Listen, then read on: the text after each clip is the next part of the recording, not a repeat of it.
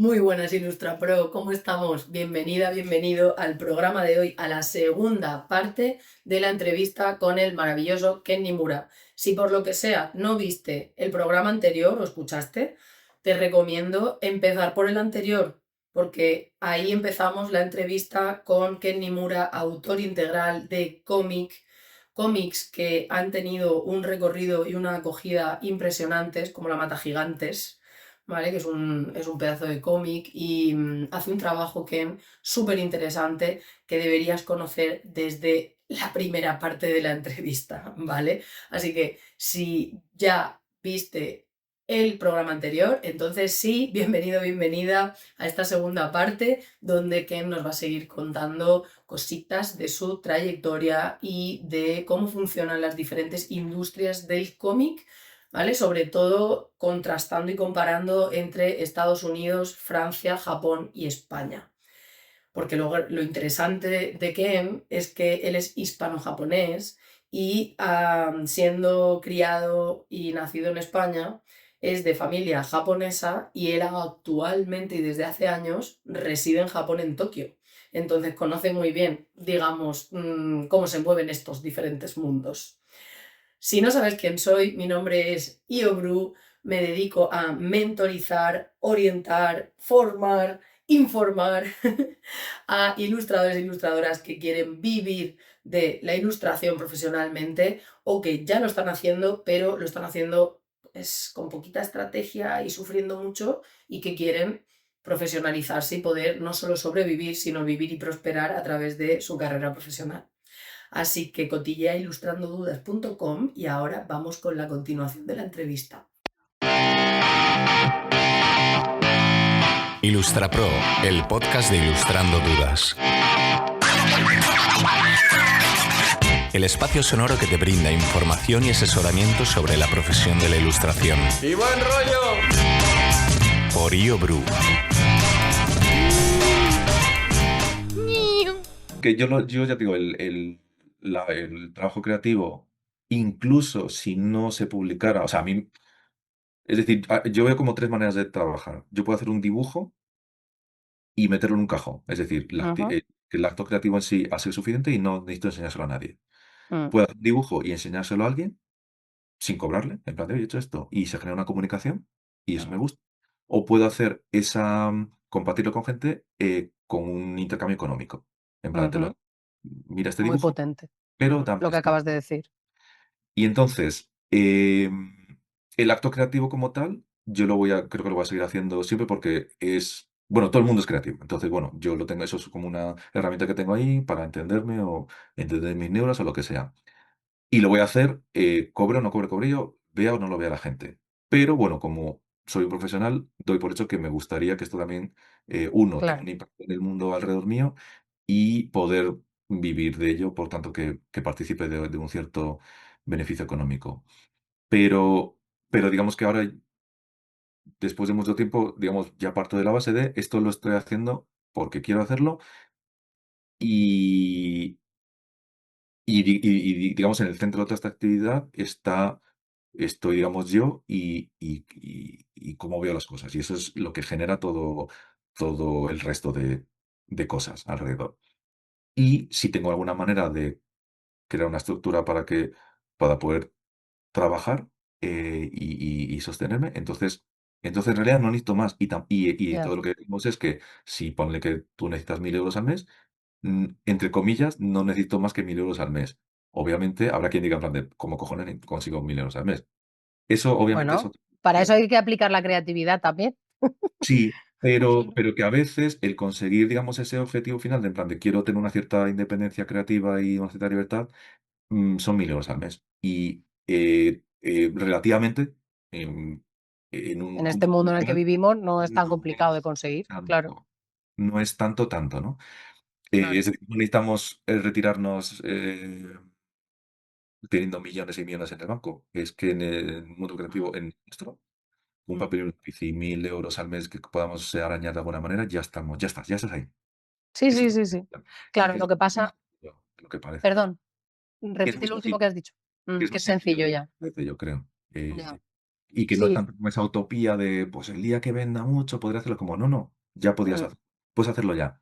Sí, y yo Yo quiero creo. mandar un mensaje porque creo que, por desgracia, en España en concreto se ha naturalizado demasiado y se ha asimilado demasiado un nivel de precariedad y de escasez económica. Quiero decir, que la gente considere que es normal que el sueldo estándar sea de 1.000, 1.200 euros al mes, es Mm, ridículo. Quiero sí. decir, que eso sea la norma, porque estamos en unas circunstancias ahora como sociedad, como cultura, como mundo, precarias, no significa que debamos de creernos que eso debe ser lo estándar.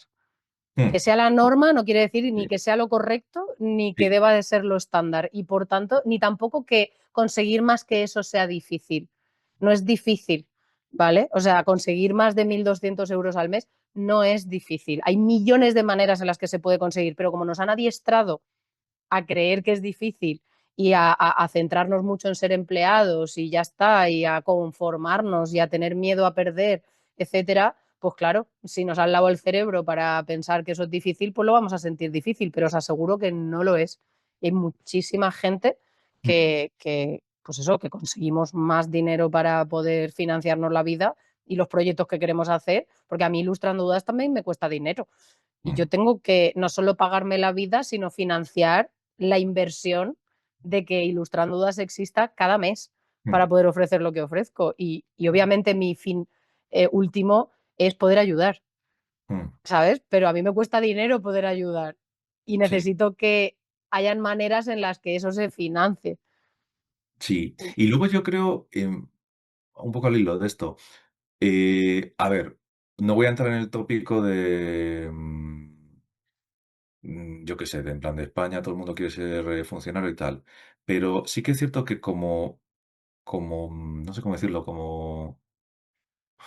como entorno, como contexto, como país, o como territorio, por ejemplo, España vive mucho el turismo, que también Mm, es una manera bastante pasiva de generar ingresos, sí, y existe un poco esa tendencia a que la estabilidad viene, hay mucho, y no lo veo como algo malo, pero es decir, mucha gente se manda, bueno, pues quiero ser funcionario porque me da una cierta estabilidad y tal. mm, Eh, eh, pero, y también a lo mejor yo creo que hay un poco de complejo en plan de, "Ostras, pues que somos un país pequeño, ta, ta, ta". mm, Pero yo lo miro el ejemplo, por ejemplo, de Suecia o de Corea del Sur. mm, Por ejemplo, Corea del Sur, pues como una potencia ahora mismo creativa, pues a nivel música, cine, webtoons, también. ujú. Y, por ejemplo, Suecia, alguna razón, es, yo creo, yo creo que era Suecia, el país como con más productores de música pop de los más conocidos. O sea, toda la música pop, o un 80% de la música pop americana, se produce en Suecia. Flipa, ¿sabes?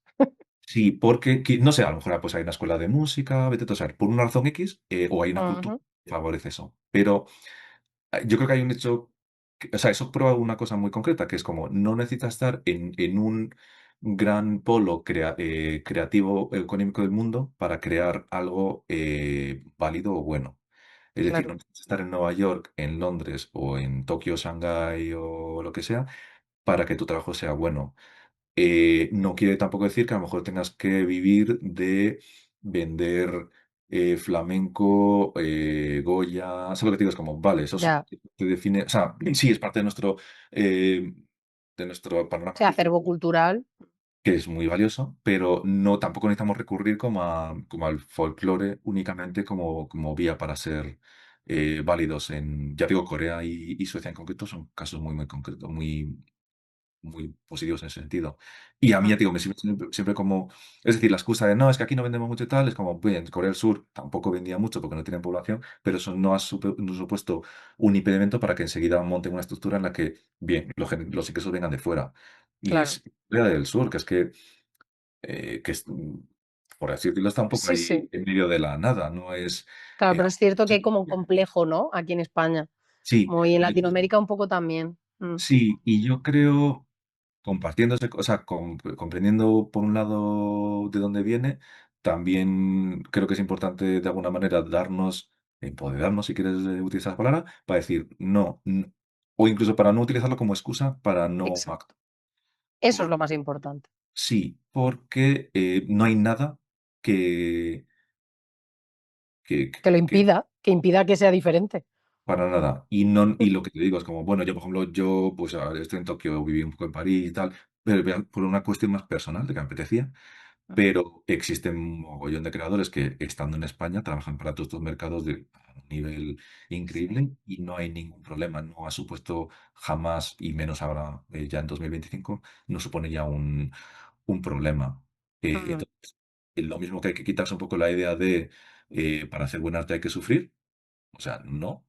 Ni hay que ser pobre, ni no. O sea, No son no. precios a pagar impepinables. Es que sin querer por creencias y por conformismos nos acabamos metiendo ahí, ¿no? Y los Sí, y ya te digo, yo creo aceptamos. que son como imágenes que están ahí como grabadas muy a fuego Mm. y pues eso, ¿no? Yo que sé, un artista que vivía en París y vivía en un ático y tenía, yo qué sé, ¿Tú vivías en un ático?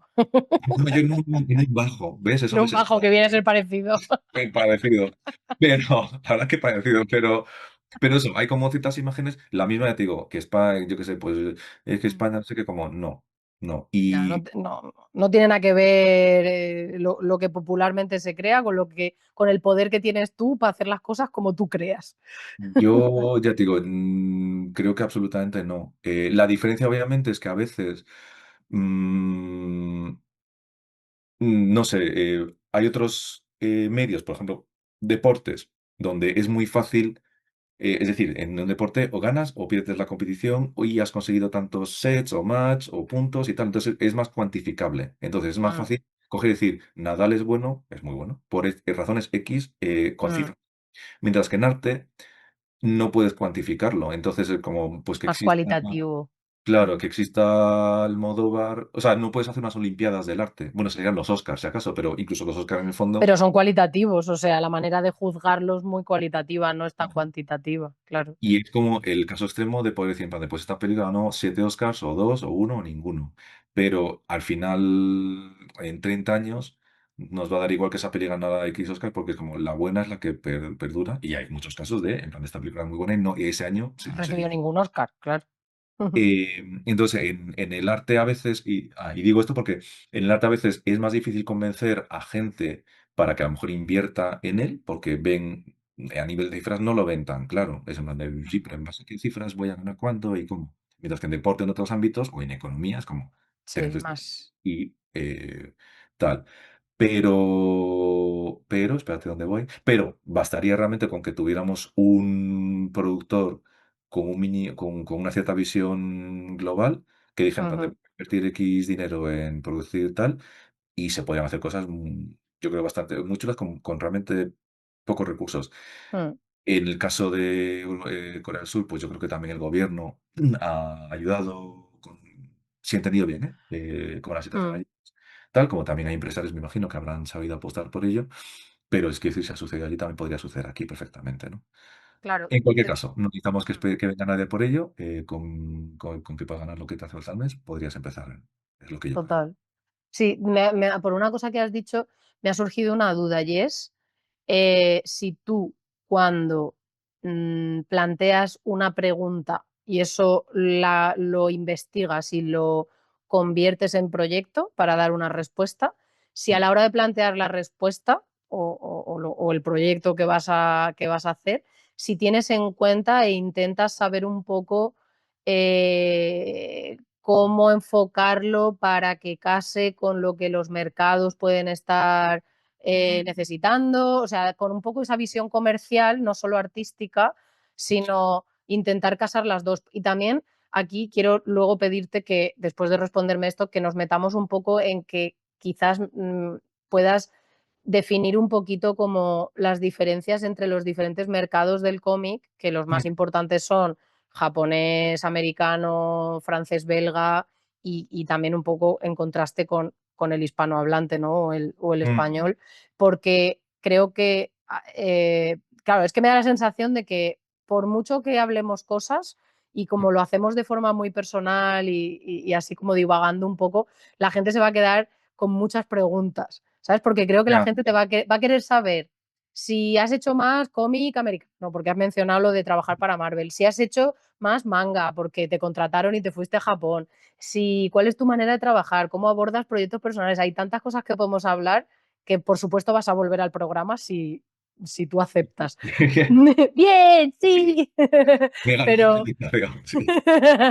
pero quería quizás como saber un poco eso, como si tú tienes visión comercial y cómo la introduces en tus proyectos y si eso te ha funcionado bien y luego a lo mejor hablar un poquito de ese conocimiento que tú tienes de los mercados para que la gente simplemente comprenda las características que tiene. Vale. Vale. Lo de los proyectos, mira, esa es una parte que soy muy malo haciendo los dosieres y el problema Pues cuando quieras te ayudo. soy nefasto, pero hay un problema de base que, a ver qué opinas tú, pero cuando yo hago un proyecto, es un poco lo que te digo, es como, bueno, el que estoy haciendo ahora, que no puedo contar detalles, pero hay como una serie de imágenes que me han venido y eran en plan de, vale, quiero trabajar en base a estas imágenes y quiero crear una historia que alrededor de esas imágenes. Entonces, yo estoy trabajando en base a una duda. Es como, hay algo aquí que me está creando una... em, que quiero explorar y quiero abordar, pero no sé, todavía no sé el tema, no sé de qué está hablando. Es decir, cuando acabe el proyecto es cuando sabré normalmente, por eso normalmente cuando haces una entrevista después de haber acabado un proyecto es muy fácil hablar de él. Donde sí, Claro. yo, este proyecto sobre la muerte, pero cuando estás trabajando en él muchas veces no sabes dónde va. O a lo mejor tú estás haciendo un proyecto que piensas que es sobre la muerte y a mitad del proyecto es en plan de, hostia, no, este es un proyecto sobre el amor, yo qué sé. Mm. Entonces, a veces lo que a mí me cuesta es llegar a un editor y decirle, mira, te presento este proyecto en base a una idea que yo tengo ahora, pero que sepas que a lo mejor a mitad del proyecto va a cambiar. Ya. O Y sea, yo hago tienes que concretarlo lo suficiente, pero sin pillarte los dedos para dejarte espacio suficiente para sí, que pueda cambiar. Claro. o trabajas con un editor que tienes la suficiente experiencia y el suficiente margen como para decir, confío en ti, confío en este proyecto y vamos a ver dónde nos lleva. Mm. No es difícil. Entonces, yo ha habido veces que he hecho el proyecto completo, lo que es acabarlo, hacer 400 páginas de cómic para luego venderlo. Porque entonces ya llego y digo, habla exactamente de esto. Porque si Ya, hubiera hecho el ya sabes lo dossier, que estás vendiendo. claro, porque si hubiera hecho el dossier al principio, hubiera sido en plan de, creo que habla de esto, pero a lo mejor no. Mm. Entonces, esa es la parte que, por eso a veces me es casi más fácil decir, mira, lo hago yo y ya luego lo vendo, porque a veces en plan de, es que no sé, de hecho, el proyecto que estoy haciendo ahora, tengo un dossier y ya me huele a que está cambiando, porque eso es el acto creativo. Mm. Entonces, no trabaja, yo por lo menos personalmente trabajo menos con certezas yo trabajo más con dudas, que con preguntas, vaya. Sí, ¿y no crees que hay un punto del proyecto en el que ya se ha cocinado y concretado lo suficiente y que quizás ahí debería ser el punto de crear el dossier y no tan al Claro, principio, quizás, como claro. algo más Entonces, intermedio? hay casos efectivamente que lo que puedes hacer es como en plan de, bueno, pues me hago el guión entero y ya cuando lo tengo más o menos atado, ya digo, vale, esto iba de esto. O sea, Exacto. efectivamente, hay diferentes fases. Pero bueno, al hilo un poco de tal, yo cuando escojo un tema, no sé por qué lo escojo, es como sale porque me sale en plan de, aquí hay algo Vale. que, no sé, me está ahí comiendo las entrañas, quiero estudiarlo. Entonces, o aquí hay un sentimiento, que lo que sea. Y entonces yo lo más que puedo hacer es rezar y esperar para que haya más gente a la que conecte Ujú. con esta historia. Entonces, en un dossier obviamente sí que luego pues puedes hacer como un poco filigranas para decir, no, esto pues porque es No, muy claro, tienes que vender para tal, que tienes que venderlo. parezca que. Pero eso ya es, digamos, cambiándote un poco el gorro, o sea, te cambias el gorro del creativo al Mm, productor y dices, no, no, esto no mm. hay ningún problema, es una historia que conecta con esta problemática actual. Pero cuando vuelves al gorro de creativo, digamos, a ese momento en el que tú tienes un espacio y tal, es cuando realmente lo que estás en plan de, estás explorando a ti mismo, estás explorando ese tema y si realmente eh, y esto es importante, es decir, normalmente una cosa que a mí me cuesta hacer, cuando yo veo un proyecto, cuando hay un proyecto y lo veo ya acabado en mi cabeza, entonces sé que ese proyecto no es interesante, porque eso no da lugar a ningún tipo de descubrimiento no voy a aprender. Ah, ya, como que la investigación, no hay espacio a la investigación porque ya te has dado una respuesta muy Sí, rápida. sí. Claro, Por ejemplo, si claro. yo hiciera un cómic, imagínate, sobre, por ejemplo, pues ser, ¿cómo se dice esto? Bueno, español, japonés o tal, o multicultural, o la palabra que sea, Mm, podría hacerlo, pero realmente lo que estaría es pues siendo un pesado, predicando las 4 cosas que yo ya me sé. Cualquier proyecto para mí para mí personalmente es interesante, estoy pensando cosas más personal, cuando hay un descubrimiento mío para mí, de que no conocía algo, incluso de cómo soy como persona, quiero decir, o sea, en plan de, vale, aquí hay algo que no conocía y Mm, se revela a través de ese proyecto, mm, y ese proyecto tiene valor porque yo le estoy, digamos, mostrando algo a un lector que digo, esto para mí tiene valor y aquí ha habido algo que yo he descubierto y quiero compartirlo contigo. Pero que si fuera simplemente decirte, mira, esto es lo que yo ya sé, pues eso es ya. básicamente hacer un mansplaining en un cómic. Y entonces, yo ahí sí que veo una diferencia muy grande de eso, de es un Mm, trabajo creativo, por tanto, trabajas con la duda y trabajas con el descubrimiento, o cuando tienes más digamos, el gorro de profesional de voy a hacer un trabajo con unos resultados que yo conozco, que también es válido, mm, porque me lo pide este encargo. claro. Los dosieres yo lo que suelo hacer es cuando más o menos tengo una idea del tema, intento más o menos engarzarlo con un poco como la situación actual y tal, y luego ya, tío, al final, casi cualquier proyecto tiene como dos facetas, que es como uno, obviamente, posiblemente esté conectado con algo de lo que está sucediendo en el mundo actualmente, porque eres una persona que vive en un tiempo y en un espacio concreto, pero Mm, normalmente cuando es un buen proyecto tiene una dimensión universal que mm, conecta con temas bastante más grandes, que son claro, válidos ahora y en 30 años. claro. Y 50 si es tal, ¿no? Entonces, Mm, que hay que digamos sería un poco la dimensión, pues eso, más atemporal, universal, o hay una palabra que es clásico, que tiene una connotación un poco más como de rancio, eh, eh, ponle, o sea, en mi forma de verlo, pero hay una diseñadora japonesa que ya se murió, que se llama Eiko Ishioka, que ella lo que utilizaba en lugar de clásico era atemporal. Y esa palabra me gusta ujú, mucho, porque es lo mismo, pero sí. estás, digamos, conectando con cosas que, bueno, tienen que ver con el ser humano, la condición humana Sí, a nivel grande, ¿no?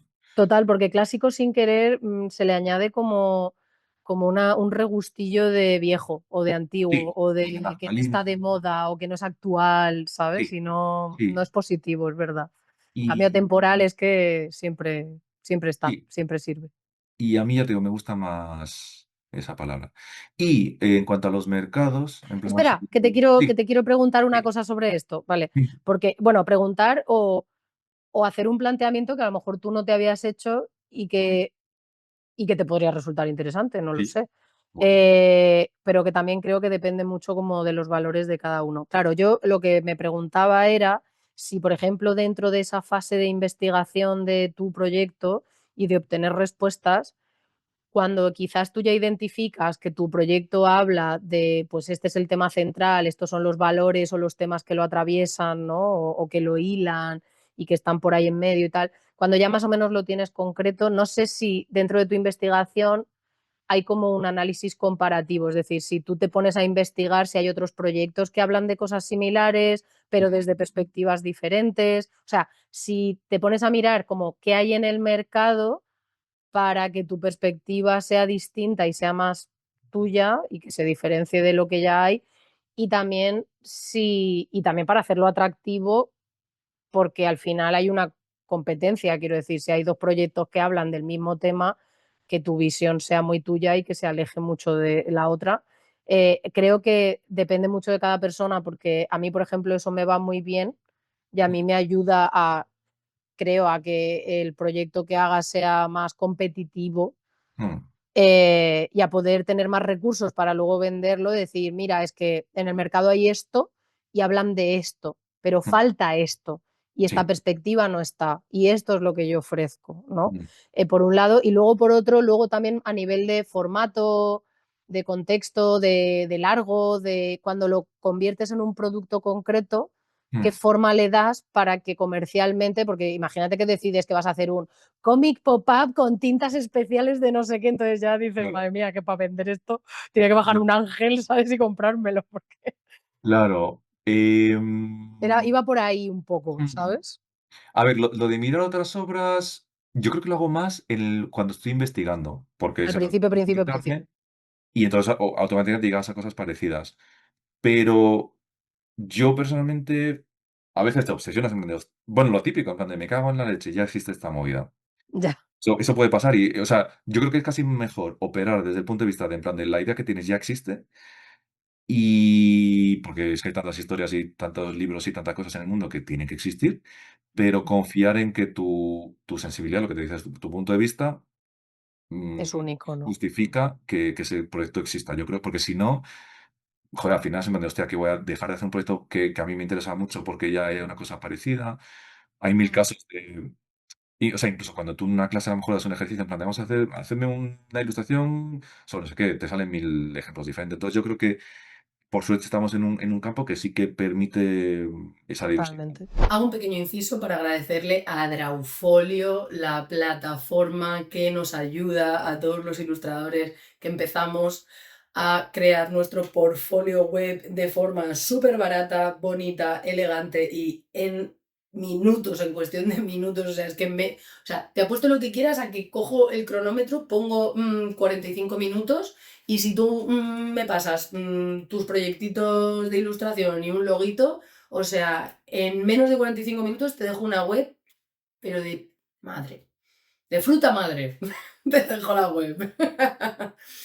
Es una plataforma que está enfocada a facilitar a la gente que está empezando sobre todo a poderse crear una web a un precio súper asequible anual, que por cierto tienes un descuento por ser escuchante, seguidor, seguidora de Ilustrando Dudas y del podcast Ilustra Pro y lo tienes en la descripción, ¿vale? Entonces, pues ya lo sabes, cotillea como diferentes Ilustra Pros, diferentes alumnos míos con los que he hecho mentoring, que han estado viniendo a mis cursos, etcétera, han montado sus portfolios webs, ¿vale? Y te recomiendo Debelian.com, que es una de las últimas alumnas con las que he estado trabajando con Dragofolio, que le ha quedado una web, pero para marcar.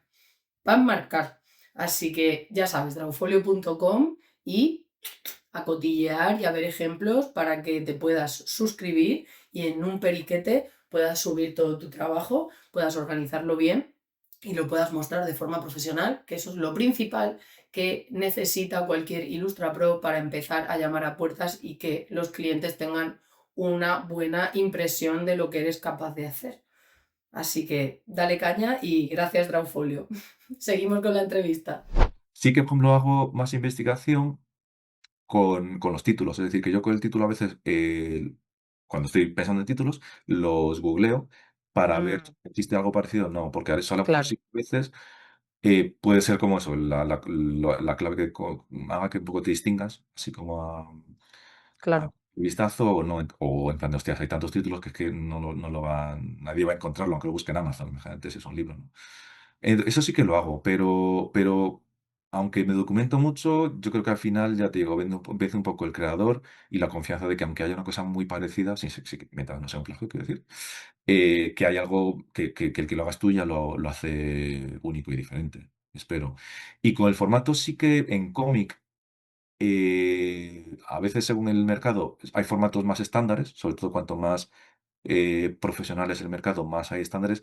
Y yo ahí sí que suelo más o menos tener un poco de echar un poco un ojo y echar un vistazo a los formatos que hay y no pasarme tal, porque al final te vas a poner problemas y tal, y al final te lo puedes tomar ya casi desde el punto de vista positivo y decir, bueno, pues el formato es una limitación con la que voy a jugar. Y Claro, pues creo que es buena, o sea, porque te está permitiendo acotar y cerrar algo. sí, Claro, también decía lo de mirar otras cosas por también identificar si quizás el tema que tú estás queriendo explorar está en tendencia, entonces interesa ya, más al mercado, si no, porque no sí, sé si a lo mejor cuando piensas, supongo que cuando decides ponerte a hacer un proyecto, a lo mejor no tienes una pregunta, tienes varias y decidir cuál exploras y en qué te centras pues no sé si a lo mejor un peso es de, hostias, que estos temas ahora yo veo que interesan más o que están más en el mercado, pues a lo mm. mejor es más fácil de venderlo, no lo sé.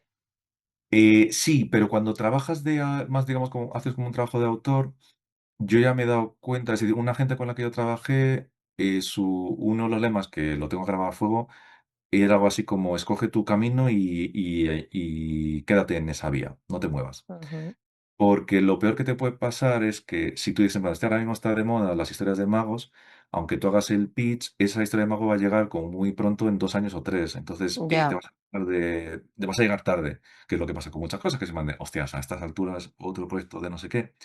Entonces, lo mejor que puedes hacer es confiar en tu propio instinto, confiar Mm. en lo que vas a producir, va a mantenerse durante mucho tiempo en librerías, pasando por encima de obra, de tendencias. De Y ahora, por tendencias. otro lado, al contrario, es como tienes la suerte de que justo tu proyecto, por casualidad, Entra en una tendencia. entra en la tendencia. Pero es mejor que sea así, que al revés. Yo ya tengo las veces que he intentado hablar con agentes y tal, la sensación que me daba era como si, pues eso, como si me planteo, si soy un diseñador de moda, pues me planteo hacer una colección para verano 2028, viendo lo que está este año de moda. Voy a llegar tarde. Entonces, Mm.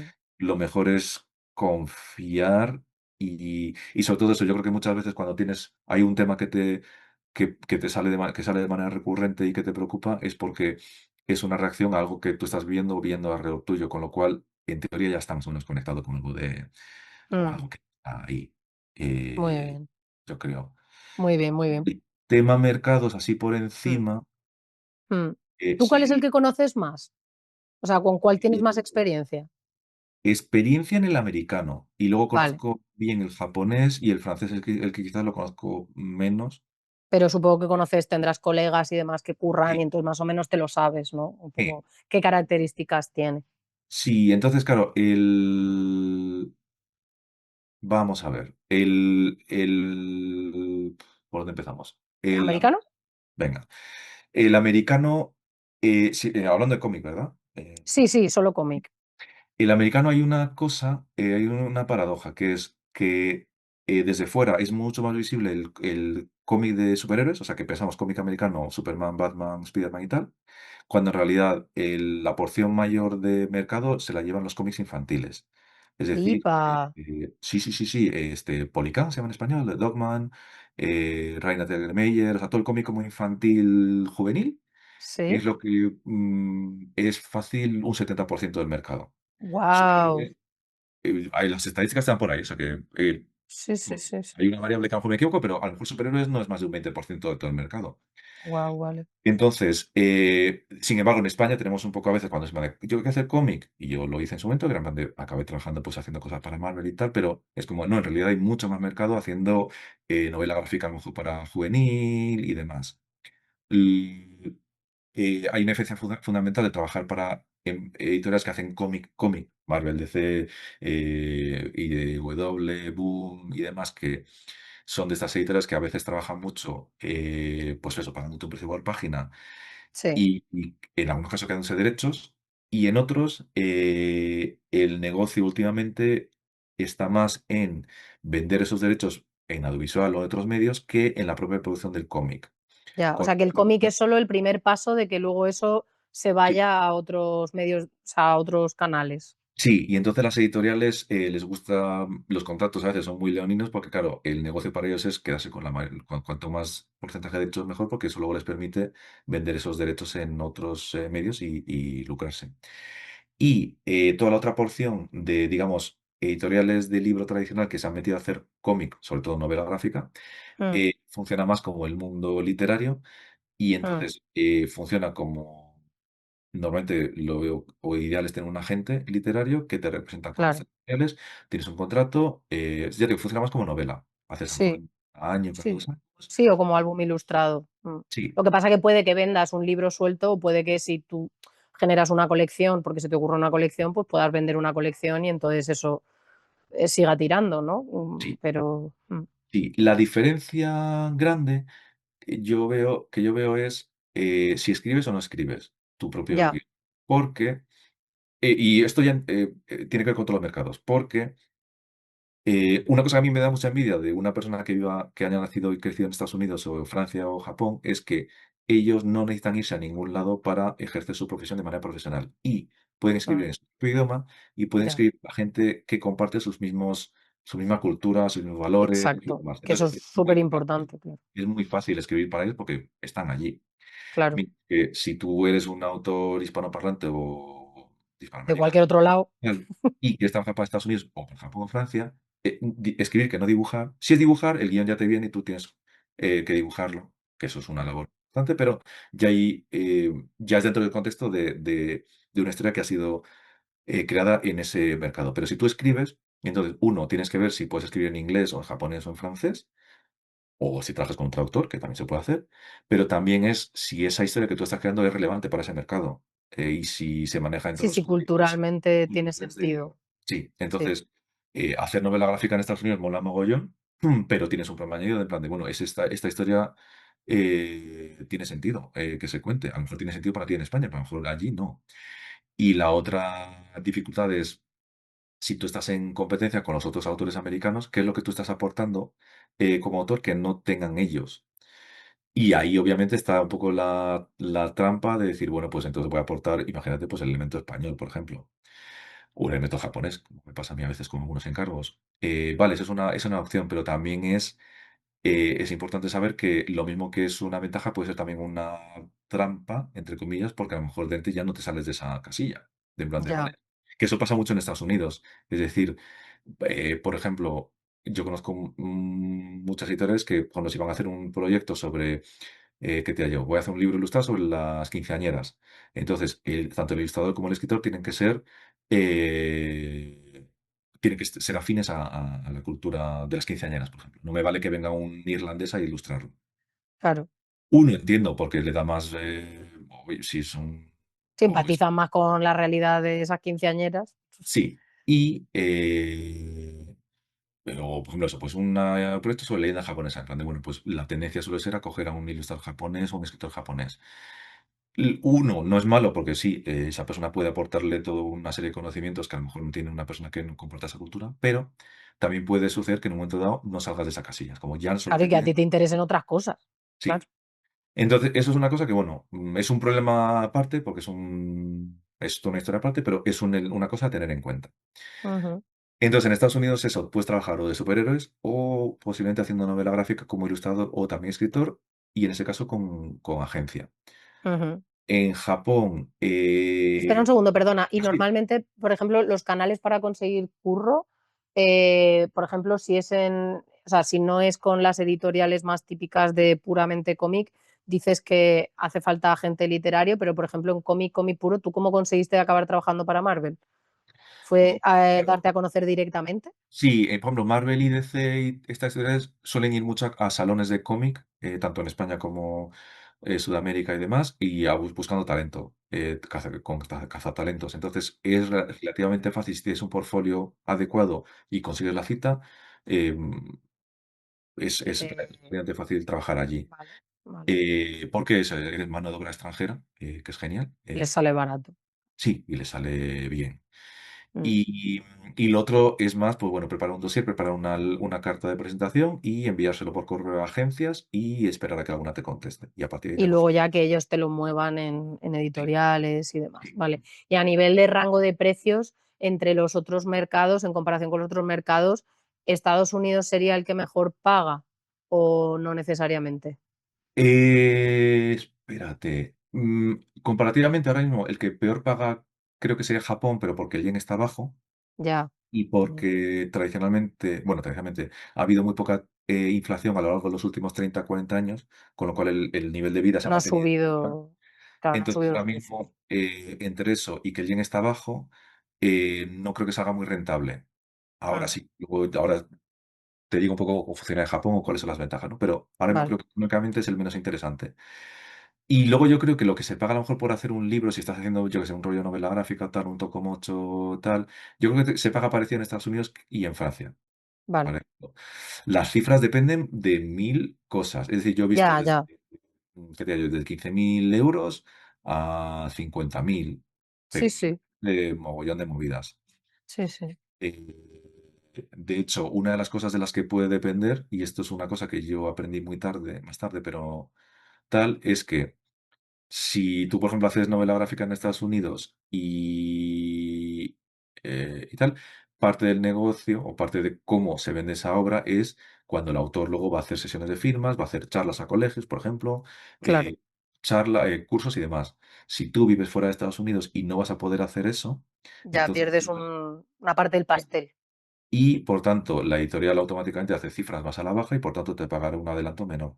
Ah, qué fuerte, claro, vale. Claro, porque saben que automáticamente las cifras van a ser menores. Entonces, ahí hay un hándicap, yo creo, ya no tanto de ser extranjero como de no vivir en Estados Unidos, que, o sea, como una especie de techo cristal Sí, que, sí, sí, que está ahí y que aunque tú fueras español, si vivieras en Estados Unidos y pudieras irte de gira, entonces ya de repente serías un más. Eso no sería ningún claro, problema.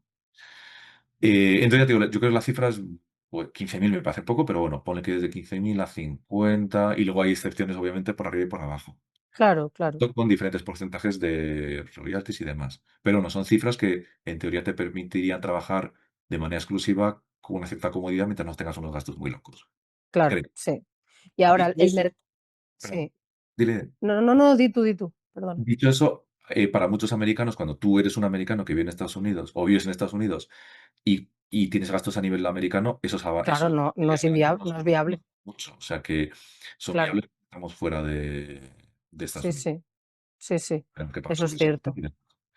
A ver, una cosa súper importante. Dentro de una semana empieza la preventa del libro La transformación creativa en la web de latransformacioncreativa.com y estoy muy emocionada porque estamos trabajando mucho estos días porque, pues eso, hacer una web no es moco de pavo y, y tengo muchísimas ganas porque además si compras el libro en la preventa, te lo voy a enviar con una firma personalizada súper especial para agradecerte que creas en mi libro, en mi proyecto, en todo lo que enseño.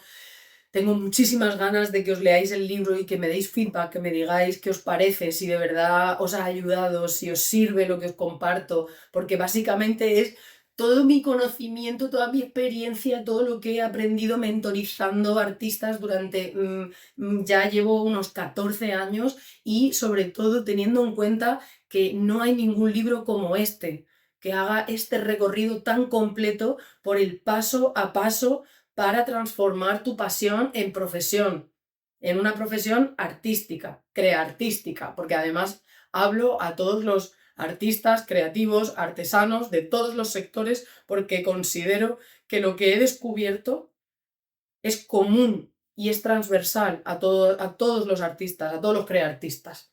¿Vale? Entonces, ya me dirás, por favor, si te interesa el libro, apúntate a la preventa, reserva tu ejemplar, porque te lo voy a poder firmar y vamos, me va a caer la mano. Espero que se me caiga la mano firmando, de tanta gente me lo pidáis. Y recuerda también que en abril, el día 9 de abril, si estás en Barcelona, la presentación del libro, que va a ser una charla interactiva más presentación con Javi Rollo y con Aina, la editora de Gustavo Gili, con la que he estado haciendo el libro. Vamos a estar en la librería Fahrenheit 451 en el Born a las 7 de la tarde, así que si eres de Barcelona y alrededores, por favor, vente. Y luego ya os iré en los siguientes programas anunciando siguientes presentaciones en Valencia, en Bilbao, en Sevilla, en Madrid, etc. ¿Ok? Pues nada, seguimos con el programa. ¿Seguimos con Francia?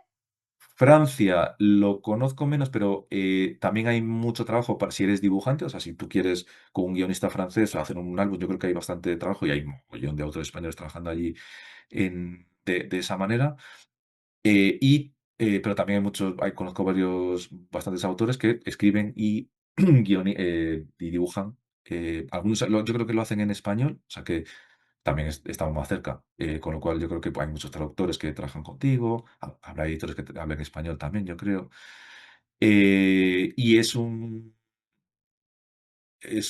mercado bastante grande, o sea que eh, las cifras, un poco lo que te he comentado, y hay trabajo de manera bastante estable. El único asterisco sería que ahí hay que el típico álbum francés tipo Tintín, Asterix, lo que es el formato álbum francés tradicional, si tú haces yo creo que hay dos maneras de enfrentarse al mercado francés. Es como o haces un cómic para petarlo en Francia, Ujú. o formato francés, o te haces un álbum a lo mejor más tipo novela gráfica esperando que luego se venda en más mercados. Porque el formato álbum francés luego sí que se publican cosas, obviamente en Estados Unidos y en Japón, pero Pero cuesta más adaptarlo, ¿no? como Sí, que no encajan tan bien, no son tan internacionales. sí. Mm, Luego, obviamente, pues hay excepciones guays como tipo Black Sad, que es un cómic que ya. es genial y que se vende igual en todos los mercados, independientemente de que sea ese formato, ¿no? Pero que a priori es un formato muy concreto de Francia y que en otros mercados a veces no saben muy bien qué hacer con él.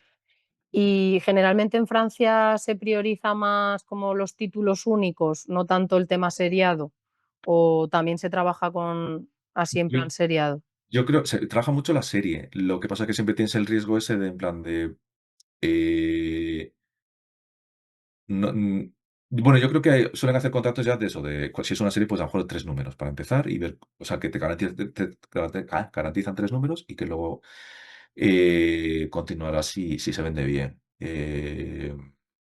En general.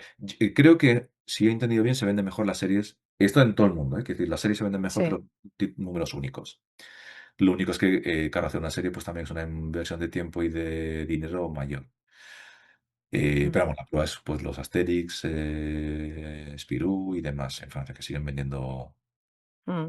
de manera... Claro, pero esos son clásicos que ya tienen tiempo sí, y, por ejemplo, a mí no me vienen tanto a la mente como series más actuales, sino más bien libros sueltos, por eso lo ya, preguntaba.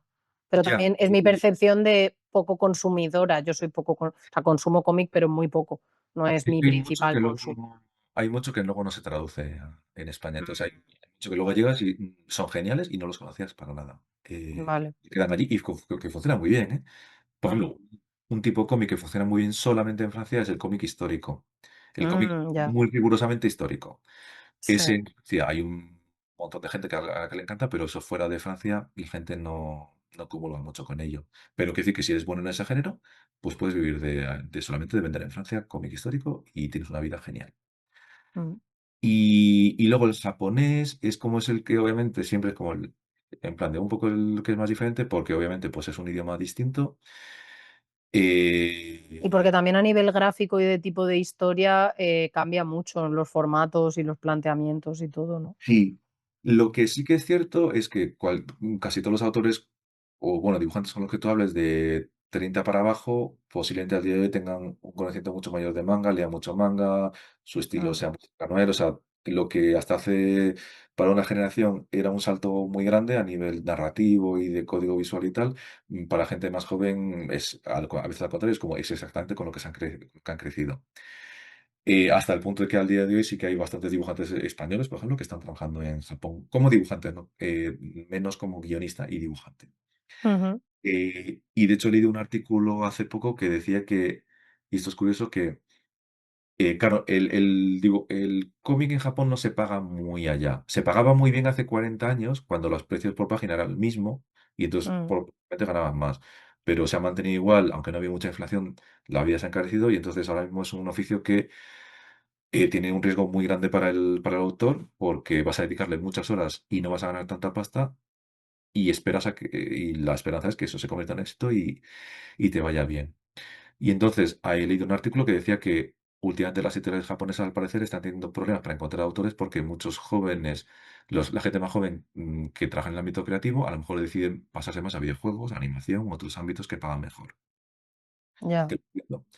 Y que eso está haciendo que ahora estén buscando más autores extranjeros, bueno, autores dibujantes extranjeros para trabajar allí como dibujante.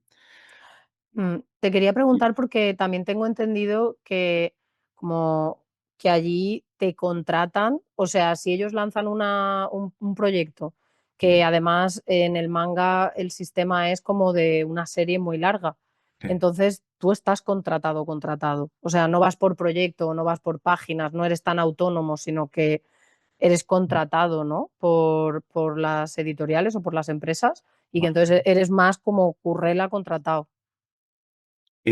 O hay de Eh, todo. Hay de todo. La mayoría de los que son freelance son autónomos que trabajan tal. Lo que sí que es cierto es que hay un compromiso de en plan de, bueno, esto va a ser mínimo tantos capítulos, tantos volúmenes, y por tanto, básicamente es un asalariado, pero no lo eres. Creo que no estás en plantilla ni demás. Sin embargo, hay una variante que ha empezado a surgir recientemente que tiene que ver con el cuarto mercado posible de mercado, que es el coreano, que es el de los Mm, webtoons. mm, Entonces, la particularidad de los webtoons es que ¿sabes lo que son, no? Como los cómics estos Sí, de sí, sí, sí. digital y tal, para el móvil. Sí. Como surgieron en Corea, eso, Corea del Sur, y como han surgido sobre todo a partir de empresas de, tecnológicas, es decir, y con la financiación de esas empresas y con el soporte técnico de todas estas empresas ya han entendido desde el principio que el negocio está en tener gente asalariada que produzca material para ellos y que luego ellos solo gestionen. Y entonces lo que se ve mucho en Corea del Sur y también en Japón, las empresas que trabajan bajo un modelo parecido, es que lo que en Japón, por ejemplo, está haciendo mucho era, tú eres un autor independiente que trabaja para una editorial o con una editorial, tú produces una obra cuyo copyright es tuyo y que es tuyo. Ahora hay muchas editoriales que ofrecen una segunda alternativa que es, te contratamos, o sea, lo que tú dices, eres un asalariado, te pagamos X, un salario X al mes y tú trabajas para nosotros produciendo estas series tipo América, o un poco a la americana, es decir, tú lo haces, pero luego eso ya no te pertenece. Ujú, Y eso lo veo más y más, sobre todo en Webtoon, porque el volumen de trabajo es tan grande que no lo puede afrontar una única persona. Y bueno, a quien le haga falta, es un trabajo pagado y que lo haga. Pero, clarísimamente, si tienes un mínimo de posibilidad de no aceptarlo, creo que es mejor no aceptarlo, porque a largo plazo te está quitando la posibilidad de vivir, bueno, de tener un cierto claro. beneficio o de beneficiarte del beneficio del rendimiento económico que generes ahora. Bueno, de hecho es que debería ser ilegal directamente porque va en contra del principio más importante de la ley de propiedad intelectual que dice que los autores deberían beneficiarse proporcionalmente del uso y o beneficio de la obra que generan. Claro, Entonces, fíjate. y claro, y la trampa, entre comillas, que se hace para que eso funcione bien es que, entre comillas, porque bueno, pero es que, digamos que si vas a hacer un webtoon y es una producción muy masiva, dices, vale, es que es tanto trabajo que esto solo lo podemos hacer si hay un guionista, un dibujante, un colorista y un rotulador. Y por tanto, la editorial funciona como una, gestiona todo el proyecto y Sí, financia como si todo. fuera una productora de animación que Claro, como es la que cocina el proyecto ya no depende de un autor, es autoría compartida. compartida y entonces ya desaparece el tema de los derechos de autor. Sí, y entonces, de la misma manera que, por ejemplo, Spotify no financia a los músicos, pero quiero decir, al estar en esa posición intermedia se beneficia mucho del dinero que se genera con esas Mm, escuchas. Ahora ya directamente es como si digamos Spotify dijera, te voy a pagar por hacer música, te pago al mes, pero no vas a cobrar de royalties, ¿no? Entonces, mm, Webtoon y plataformas similares lo que tienen es, uno, la plataforma de explotación, pero al financiar la obra, sí lo haces en los términos como digamos, como asalariado, entonces ya directamente ellos además tienen la propiedad de la obra. ya. Hay muchos autores y muchos no lo hacen así, incluso en Webtoon, quiere decir que hay muchos autores españoles que trabajan allí como autor único y demás, pero existe como modelo de trabajo últimamente, pero viene, ya digo, más impuesto por las necesidades, bueno, no, por el capricho, digamos, de estas empresas que han visto que el negocio está en la explotación y en Claro. generar IPs, que básicamente, Mm. o sea, ya no hablan de obras, hablan de IPs. Claro, pero es que en general hay que intentar evitar los contratos work for hire. O sea, en general como autores, ¿vale? Claro, Excepto en ciertos ámbitos muy concretos como has comentado de Marvel y demás, o por ejemplo en un ámbito más corporativo comercial, donde obviamente se van a quedar con el trabajo porque es para un uso corporativo, pero para el resto de cosas, todo lo que huela a work for hire deberíamos evitarlo. Mm. sí. O por lo menos ya te lo aceptas, pero sabiendo lo que estás aceptando, ¿no? Claro, o que es algo temporal porque estás empezando y te conviene colocarte o posicionarte o ganar caché y luego ya No. afuera y lo siguiente lo negocias mejor. Sí. Claro, sí. Y Webtoon, por ejemplo, no te sabría decir cifras, la verdad que estoy un poco verde, lo siento, pero Mm, sí que lo que he oído es que no se paga tan bien. Y desde luego mm, hay buscas online, hay mogollón de información de gente hablando en pandemia, sí. mira, estas son las cifras, y no son muy buenas. Funciona bien, obviamente, para todo el mundo, cuando vendes mucho y entonces tienes unos beneficios grandes, pero si no, el contrato de base no te da para muchos lujos. Mm. Salvo- Y en el manga, por ejemplo, que también he escuchado que como hay tanta demanda Mm, y tiene que haber mucha producción muy rápida, en realidad, más allá de que pueda estar mejor o peor pagado, el problema es que el volumen y la intensidad del trabajo si te comprometes a muchos números y tal, es bastante abrumadora, ¿no? Sí, y esta es otra que, por ejemplo, hay un manga que se llama Bakuman, que habla sobre dos chavales que quieren hacer manga y tal, que te explica el proceso de cómo se hace el manga, que es muy interesante, pero esa es una visión un poco romántica. Y en Japón existe un poco esa visión en general como romántica, de en plan del el autor que siempre está sufriendo con la fecha de entrega, que llega tarde, que tal. Y esa también es otra imagen, otra cosa con la que yo no estoy muy de acuerdo, que es en plan de, vale, no necesitas ir, no, lo mismo, es en plan, no hace falta sufrir para que una obra sea buena y no hace falta que estés explotado para que esa obra sea de valor. Y en Japón existe a veces todavía un poco como esa imagen que viene de tiempos de, básicamente de Osamu Tezuka, que es un poco como el que se conoce como el dios del manga, que es un poco la persona que en los años 50 y en adelante estableció un poco las bases de lo que es el mercado japonés al día de hoy, incluidas las tarifas bajas. Mm, ¿Cuál es la razón? La razón es que Tezuka, este autor, que es muy bueno, era súper prolífico. Entonces, él era ya, capaz de hacer a lo mejor 4 series a la semana. A ya. precios bastante reducidos. Cuando empezó a hacer anime, por ejemplo, que él se produjo sus propios animes, el más conocido es Astro Boy, él lo hizo financiado de su propio bolsillo a precios muy bajos porque lo que consideró era que, uno, era publicidad para su obra y dos, si era barato, eso facilitaba que luego se pusiera en televisiones. Pero Mm, eso ya automáticamente hizo que el mercado del anime estuviera mal pagado hasta nuestros días. guau, Y parecido un poco con el manga, pero claro, eso funciona cuando eres un autor como Tezuka que tiene un estilo más sencillo y eres muy prolífico. Y a lo mejor mm, tienes una resistencia física monstruosa. Pero claro, al día de hoy, si tienes un dibujo mucho más elaborado, las cifras no te salen tan bien. mm, Entonces, en Japón, hay una cosa que a mí me gusta mucho, que no lo tienes en ningún otro mercado, que es el trabajo del editor de contenidos, el trabajo mano a mano con un editor.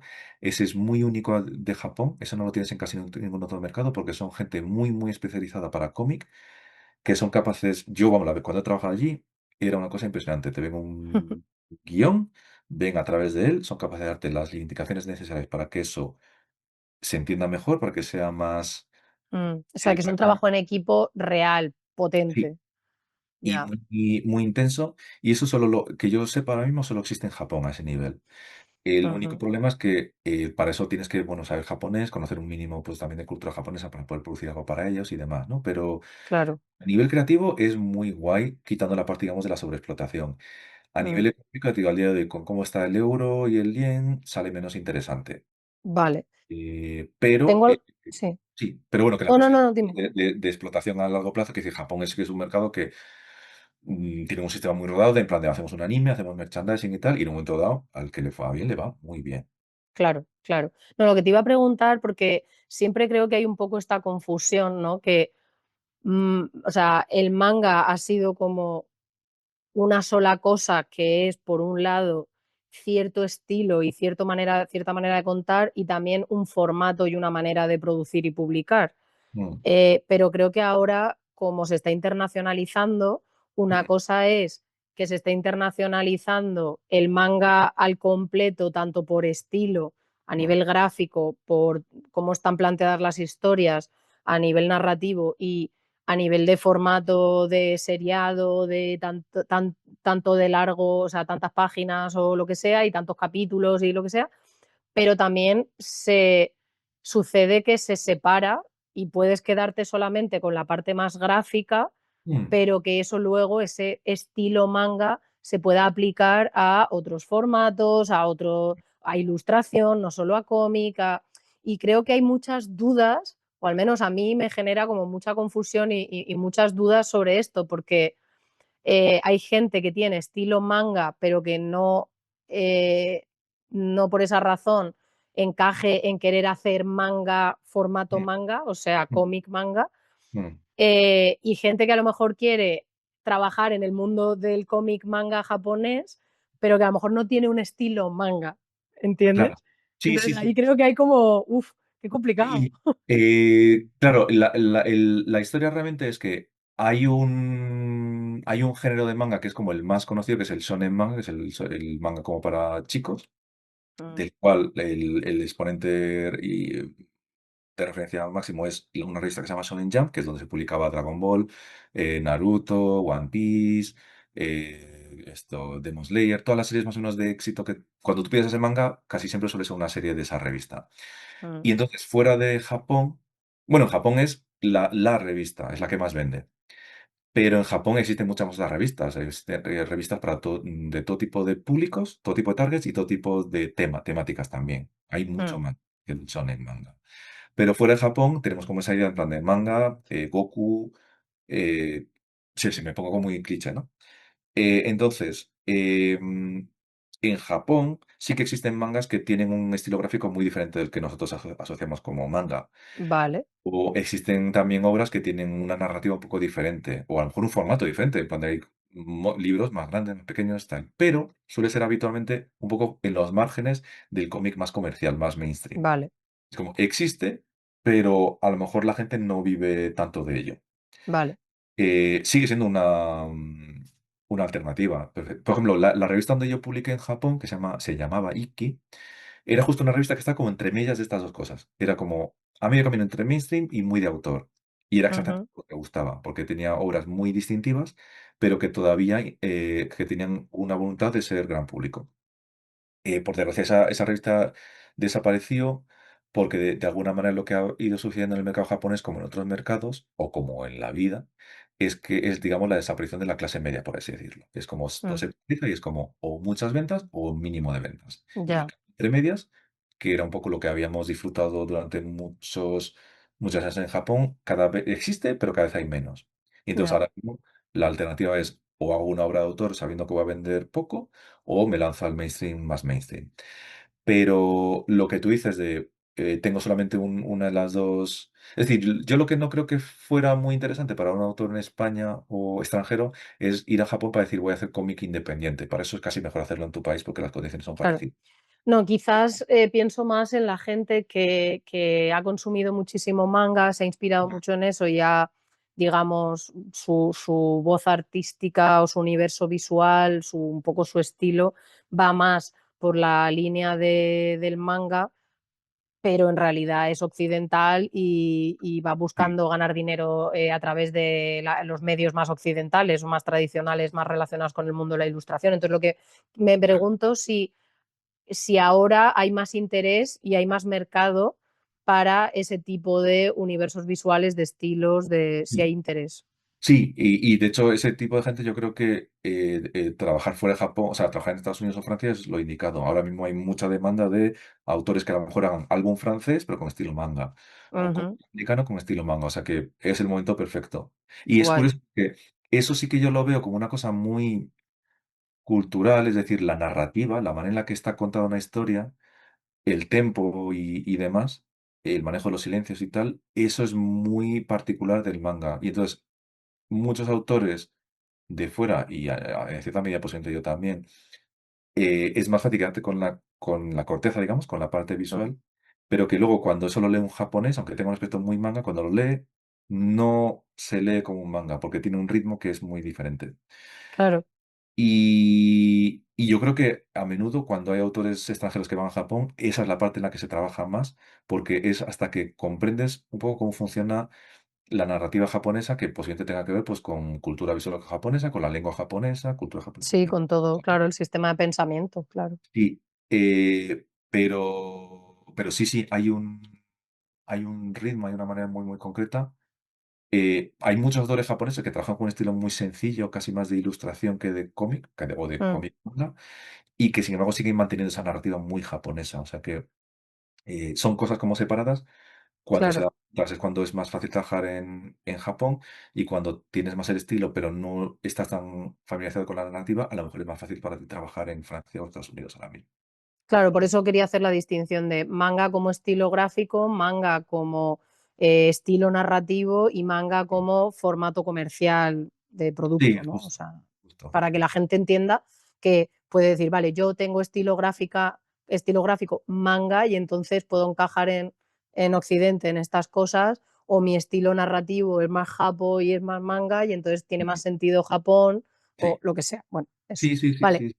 Y no, a Y día de hoy sí que, es decir, mientras que hace 10, 15 años te podían poner pegas en plan de, ay, esto es muy manga. Al día de hoy, si encuentras el lugar adecuado, eso no es Sí, ningún... ahora eso creo que se ha dado la vuelta y ahora es algo positivo porque hay Sí, mercado, hay interés.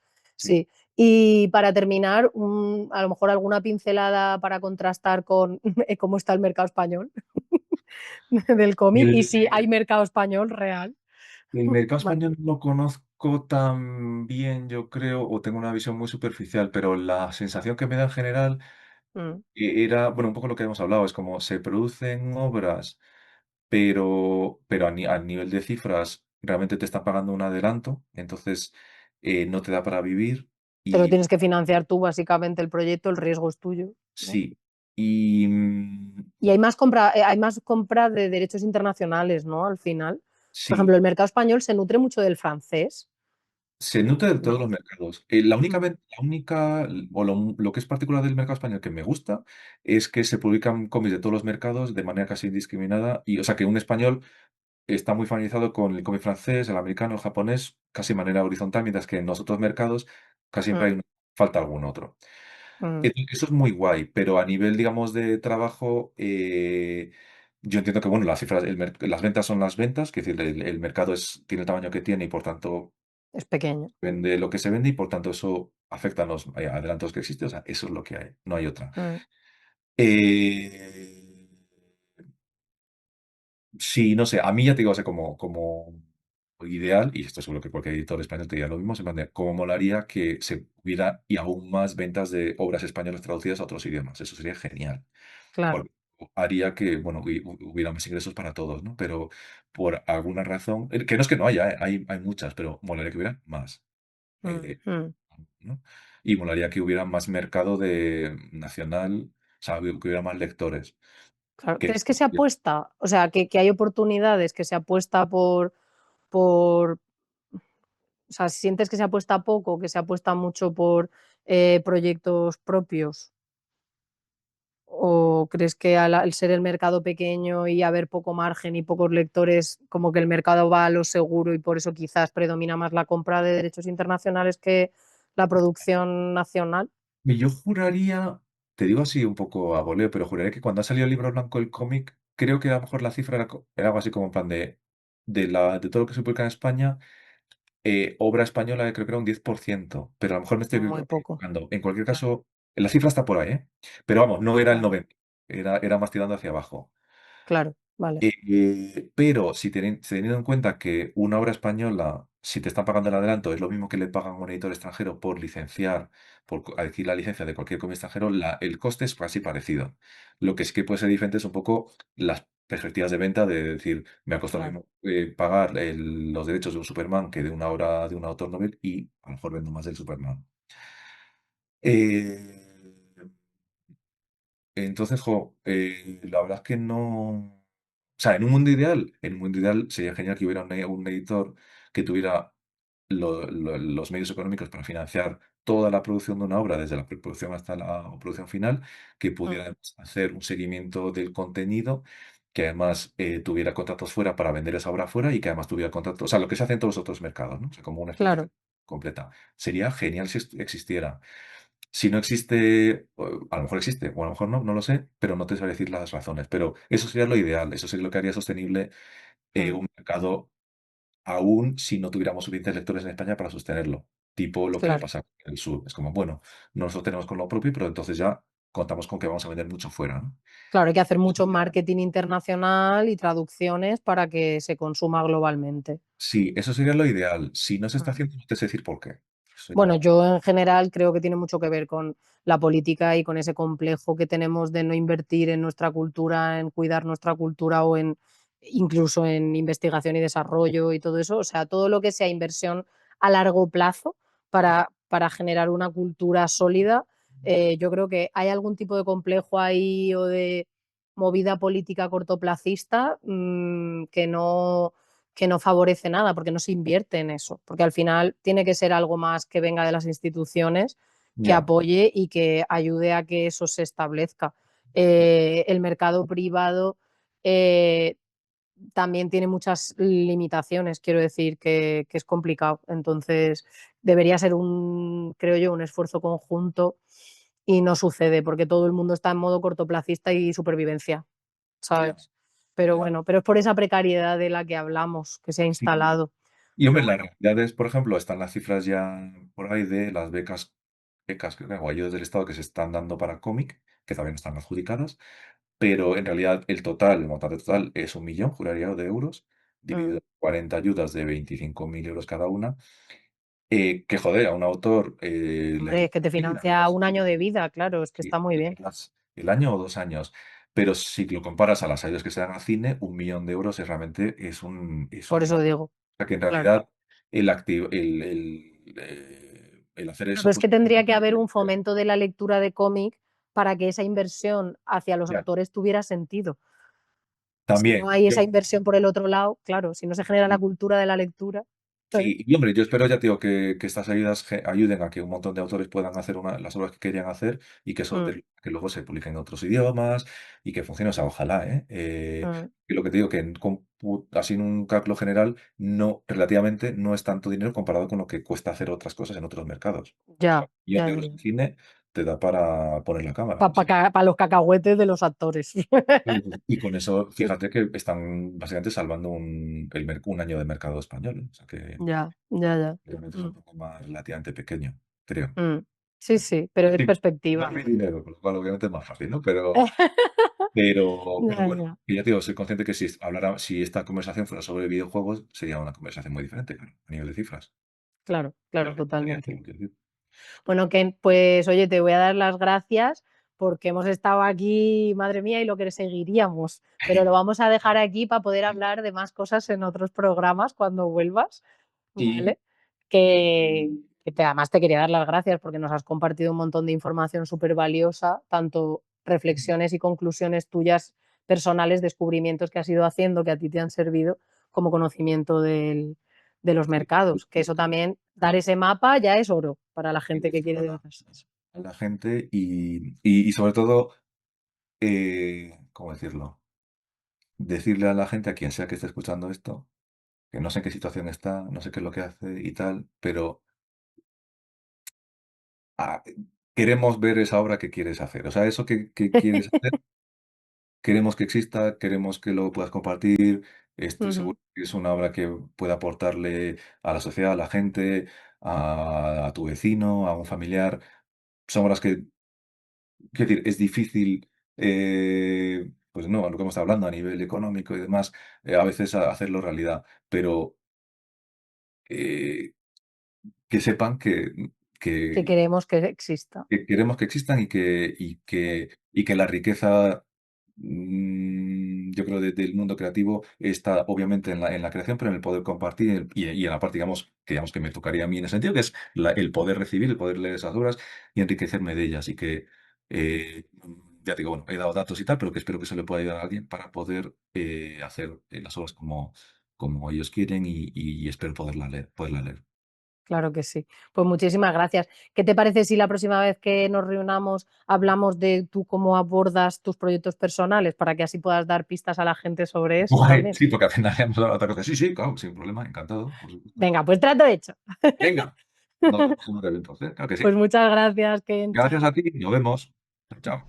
Bueno, Ken, ahora sí, muchísimas gracias por, por todo lo que nos has contado, por los dos programas maravillosos en los que se ha dividido esta entrevista, esta charla de colegueo profesional. Ya sabes que me encanta hablar contigo, me da mucho gutirrinín, porque eres un profesional como la copa de un pino y tienes una manera de abordar la profesión que me gusta mucho, porque tienes una visión muy profesional, muy de oficio,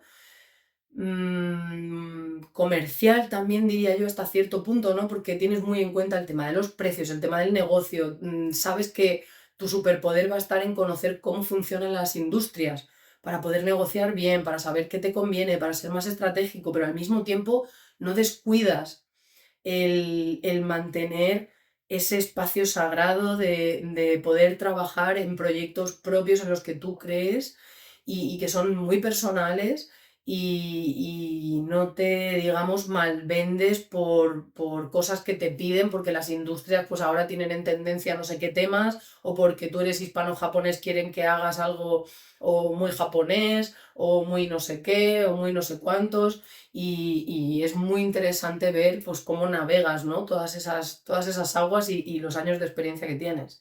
Así que mil gracias por toda tu sabiduría.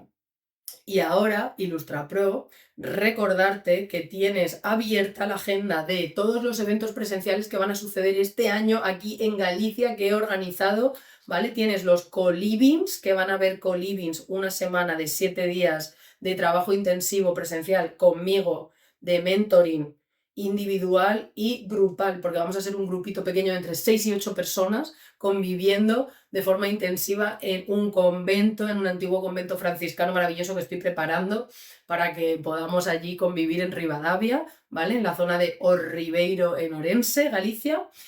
Vamos a tener colivings en mayo, julio probablemente. Julio es el único que está que ya veremos, a ver si se llena o no.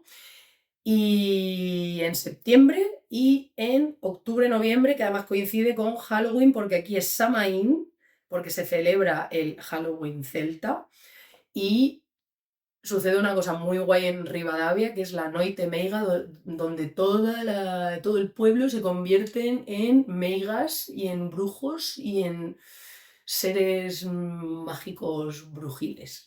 Y es muy divertido porque además se hace una queimada en la plaza y lo suyo lo he organizado para que coincida, para que podáis veniros a esto, que es súper divertido. Pero si te puedes venir en mayo, mejor que mejor. Del 11 al 17 de mayo, porque la primavera aquí en Galicia es cremita, ¿vale? Y si lo que quieres es más socializar, hacer familia, hacer tribu, conocer a Javi Rollo y a Noemí Villamuza, que son mis invitados, pues ya lo sabes, vente al Illustra Hub, que va a suceder del 25 al 28 de junio. También en el convento de San Francisco, yo lo llamo el albergue, porque ahora se ha reconvertido en albergue, pero un antiguo convento de monjas franciscanas. Y bueno, pues que nos lo vamos a pasar maravillosamente bien, vamos a aprender un montón, vamos a dinamizar, a compartir, a conectar, a disfrutar, a compartir sobre todo nuestra relación con la ilustración y en qué punto nos encontramos. Y además no solamente vamos a hacer talleres Javi Rollo, Noemí Villamuza y yo, sino que la idea es que también vosotras y vosotros podáis, los participantes, podáis proponer temas y que la agenda se componga de las cosas que más necesitamos hablar, compartir o aprender, ¿vale? Así que vente porque de verdad que es una experiencia espectacular. El Illustra Hub para hacer piña, para hacer familia, para sentir que, o sea, para recargarte las pilas y tener energía para meterle caña a tu avance profesional. Vamos, o sea, Motipower así en vena. Así que nada, gente, ya os iré compartiendo más cositas más adelante. El próximo programa pues será mío, hablando de algún tema concreto relacionado con la ilustración y con la profesión. Y en el próximo programa tendremos, por supuesto, la turra ilustrada de Manuel Molvar y ahora sí ya las revisiones de portfolio express gratis que hago a 2 personas a las que les toca por sorteo. Y si no sabías que podías optar a esta revisión de portfolio gratis, que sepas que sí, que tienes la información en mi Instagram, así que métete y busca en mi feed, ¿vale? Uno de esos posts que quedan fijados en la parte de arriba, revisión de portfolio gratis. Y ahí te apuntas y nada, pues si te toca en el sorteo, pues revisaré tu portfolio y saldrá en el podcast y pues eso que te llevas. Así que te mando un abrazo muy fuerte y hasta el próximo programa. Motipower, Focus Fire y mucho Creative Flow for you. Chao.